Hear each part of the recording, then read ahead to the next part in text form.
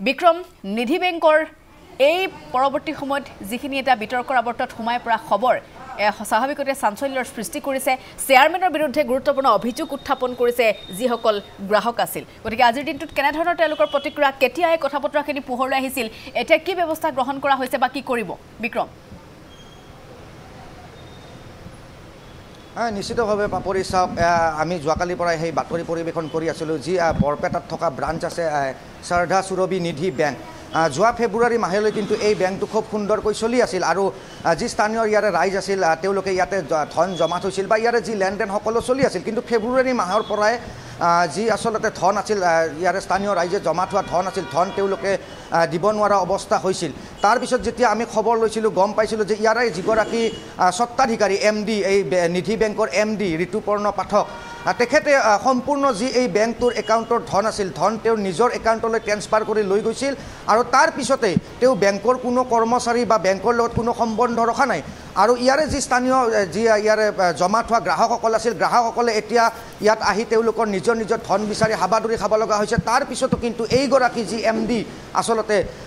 ঋতুপৰ্ণ পাঠক তেওঁ কোনো ধৰণৰ যোগাযোগ কৰা নাই কৰ্মচাৰীখিনিৰ লগত যোগাযোগ কৰা নাই আনকি কৰ্মচাৰীখিনিও বিগত 4 মাহ ধৰি ইয়াত দৰমহা পোৱা নাই ফেব্ৰুৱাৰী মাহৰ পৰা তেওঁলোকে দৰমহা পোৱা নাই কিন্তু এতিয়া উল্লেখনীয় কথাটো হৈছে যে যিসকল ৰাইজে ইয়াত আচলতে ধন জমা থৈছিল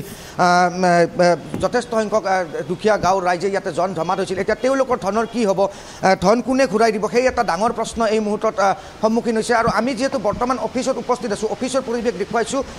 ফেব্ৰুৱাৰী মাহলৈ এই অফিচটোত খুব সুন্দৰকৈ কাম কাজ চলি আছিল কিন্তু এতিয়া অফিচত যদিও অফিচৰ কৰ্মচাৰীখিনি আহিছে তেওঁলোকক কোনো চোৱা চিতা কৰা মানুহ নাই তেওঁলোকৰ যিগৰাকী বছ যিগৰাকী MD ঋতুপৰ্ণ পাঠক তেওঁৱে এতিয়া তেওঁলোকৰ কোনো কথা নুশুনে তেওঁলোকৰ ফোন নধৰে তেওঁলোকক লগ নকৰে আৰু যি প্ৰায় কোটি কোটি টকা এই বেংকৰ জৰিয়তে তেওঁলোকে আত্মহত্যা কৰাৰ অভিযোগ উঠিছে আৰু এটা কথা পাপৰি আমি উল্লেখ কৰি থম যে অকল যে বৰপেটা তেনেকুৱা কথাই নহয় বৰপেটাৰ সমান্তৰালকৈ তেওঁলোকৰ ব্ৰাঞ্চ আছে যোৰহাটত আছে লখিমপুৰত আছে মৰিগাঁৱত আছে বজালিত আছে তেনেদৰে বিভিন্ন ব্ৰাঞ্চত আচলতে তেওঁ এক প্ৰবঞ্চনৰ মেলা পাতিছিল নেকি সেয়া এক প্ৰশ্ন উঠিছে কিয়নো ইতিমধ্যে আমি যি খবৰ লাভ কৰিছোঁ গুৱাহাটীৰ ব্ৰাঞ্চ বন্ধ হৈছে বৰপেটাৰ ব্ৰাঞ্চো এতিয়া বন্ধ গ্ৰাহকক জমা দিব পৰা নাই ধনসমূহ এতিয়া কি হ'ব গ্ৰাহকসকলক সেয়া ডাঙৰ প্ৰশ্ন উঠিছে বেংকৰ কৰ্মচাৰীসমূহ আছে আমি কথা পাতিবলৈ চেষ্টা কৰিম বাইদেউ যোৱাকালি আপোনাৰ মন্তব্য লৈছিলোঁ এতিয়া গ্ৰাহকসকলে আপোনাক ধন বিচাৰি আহি আছে ধন আপোনালোকে উভতাই দিব পৰা নাই মালিকৰো খবৰ নাই এতিয়া আচলতে ঘটনাটো কি হৈছে ঘটনাটো ক'ব গ'লে আমাৰতো আপোনালোকে ক'লে যে ফেব্ৰুৱাৰী মাহলৈকে বহুত ধুনীয়াকৈ চলি আছিলে হয় চলি আছে ছাৰ আমাৰ লগতে আছিলে কণ্টিনিউ আছে তেখেতে কিন্তু মাৰ্চ মাহত যিটো মেনেজমেণ্ট তেখেতে নিজে লৈ ল'লে তাৰপিছত লাহে লাহে হয়তো আমাৰ এক্সপেন্সবোৰ আমি অলপমান কমকৈ পালোঁ এতিয়া লাহে লাহে আমাৰ কি হ'ল কাষ্টমাৰক যিখিনি ইণ্টাৰেষ্ট দিব লাগিছিলে বা DD মেচুৰিটি দিব লাগিছিলে সেইখিনি হয়তো অকণমান লেট হৈ গ'ল আমি নিদিয়াকৈ থকা নাই কিন্তু এতিয়ালৈকে আমি যৎপৰোনাস্তি চেষ্টা কৰি আছোঁ যে আমাৰ কাষ্টমাৰক আমি যাতে তেওঁলোকৰ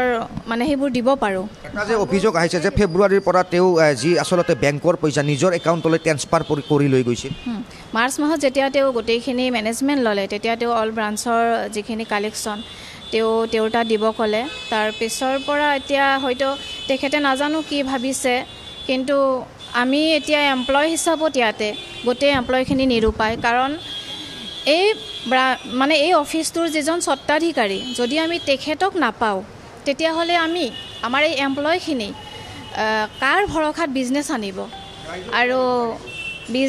বিজনেছটো আপগ্ৰেড কৰি আমাৰ এই এমপ্লয়খিনিয়ে কেনেকৈ কাষ্টমাৰক পইচাবোৰ ঘূৰাই দিব এতিয়া আমি আৰু এটা কথা অভিযোগ উত্থাপন হৈছে যে তেওঁ এই পইচাৰে বোকাঘাটত বিলাসী ৰিজৰ্ট খুলিছে দামী গাড়ী কিনিছে কিন্তু আপোনালোকৰ যি জমা ধন গ্ৰাহকৰ যি জমা ধন সেয়া ঘূৰাই দিয়া নাই এয়া অভিযোগ হয় এতিয়া তেখেতে হয়তো আমাৰ ইয়াৰ পৰা বহুতখিনি ধন নি পেলাই কিছুমান ৰিজৰ্ট বনাইছে তেখেতে আমাক কৈছিলে কিন্তু এতিয়া তেওঁ সম্পূৰ্ণ নাকচ কৰিছে এই কথাটো যে মই কোম্পানীৰ পইচাৰে মানে সেই কৰা নাই আৰু ৰিজৰ্ট যে পইচা আপোনালোকৰ পৰা ওলাই নিছে প্ৰমাণ আছে নে নাই আপোনালোকৰ এতিয়া আমাৰ চাব ডেইলি যিখিনি আমাৰ লেনদেন হয় তাৰ আমাৰ মানে কম্পিউটাৰত গোটেইবোৰ হিচাপ নিকাচ থাকে বা যদি তেখেতক পইচা দিয়া হয় তো তেওঁৰ একাউণ্টছতে দিয়া হয় তেওঁৰ যিজন পৰিবাৰ ডিৰেক্টৰ হিচাপত আছে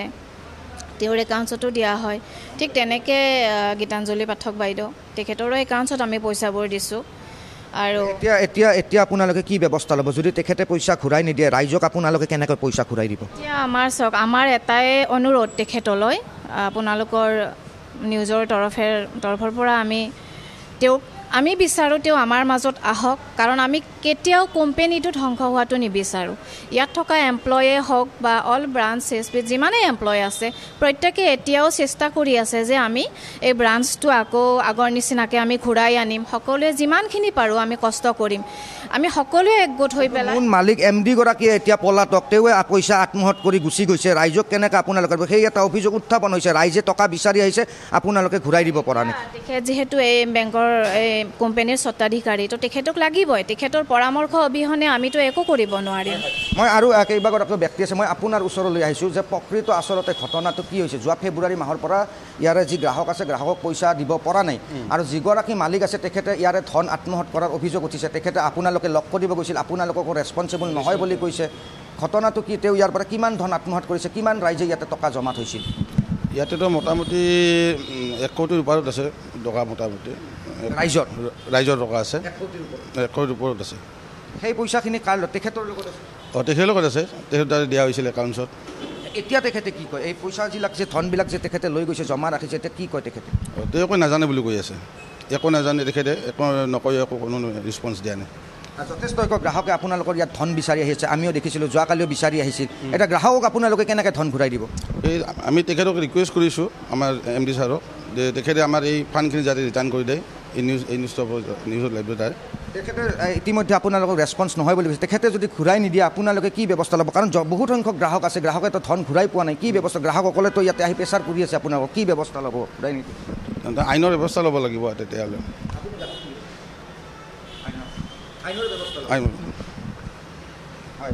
এয়া হৈছে এতিয়া বাপৰি চাওক পৰিৱেশ আমি দেখুৱাইছোঁ এনেদৰে এমপ্লয়সকল আছে আৰু গ্ৰাহকসকলে কিছু আহিছে কিন্তু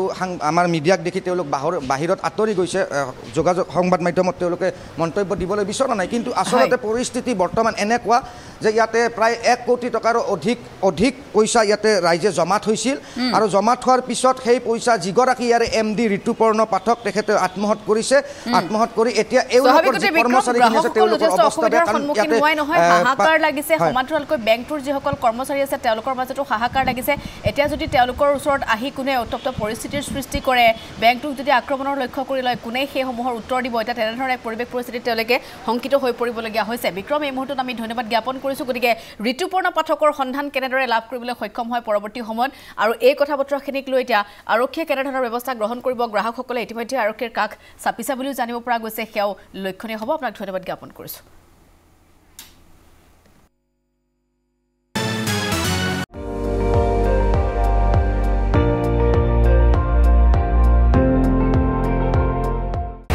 আপুনি চাই আছে ND24 সৰ্বশ্ৰেষ্ঠ নহয় সৰ্বোত্তমৰ দৌৰত